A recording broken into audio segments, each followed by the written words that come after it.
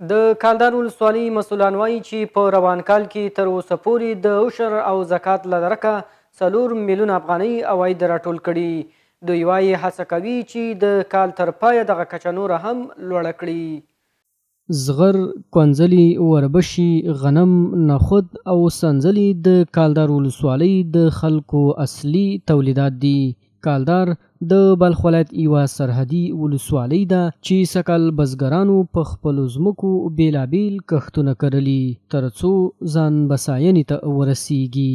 د اسلامي امارت مسؤلانو په دې ولسوالۍ کې کروندګرو ته هم ځینې اسانتیاوې برابرې کړي. ځایي اوسیدونکي د اسلامي امارت مسؤلانو څخه مننه کوي، خو دوی د مسؤلانو څخه غواړي چې د آمو سیند څنډو ته جدي پاملرنه وکړي چې ځمکې نورې د سیند خوراک نشي. چند ساله که چیز است آب دریا مثل چشمه پایان شیشته کمتر است دیگه، نهری که جدید کنده میشه انشالله 70% 75% آب بزی در اون طرف انتقال کنه. ممکن در زمینایی که قبلا از ما گرفته بودن دریا تهدید کرده بود، بستری دریا مبدل شده بود، یعنی قریه ها را از بین برده بود، مساجد و مدارس و مکاتب ها را از بین برده بود. ما امیدوار هستیم ان شاءالله پس زمینای قبلی خودم به دست بیاریم ان شاءالله. شکر قریبی خوب است، لیکن امسال گفتیم یک ذره دیخانی که یک ذره پسمن مانده مردم که شکر الحمدلله بازار کو شکر خیلی چیزا کو مردم مسافر دیات میآید. شکر بازار ما یک ذره خوب است.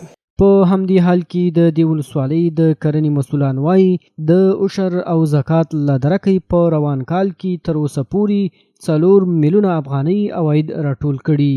دوی وایي هڅه کوي چې دغه کچه نور هم لوړه کړي. تقریبا در یک سال گذشته از پخته و از جواری و جو 15 لک افغانی از 15 لک زیادتر انشالله جمع کردیم. از گندم تقریبا 20 لک هم زیادتر جمع کردیم، جمع آوری کردگی هستیم. از زکات تقریبا 4 لک 3.5 لک افغانی جمع کردیم.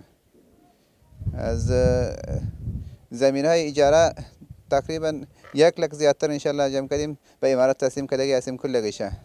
که څه هم د کالدار ولسوالۍ اوسیدونکي د سختو اقتصادي ستونزو سره مخامخ دي، خو بیا هم د مالیاتو په راټولولو کې د اسلامي امارت مسؤلانو سره تر خپله وسه هڅه کوي.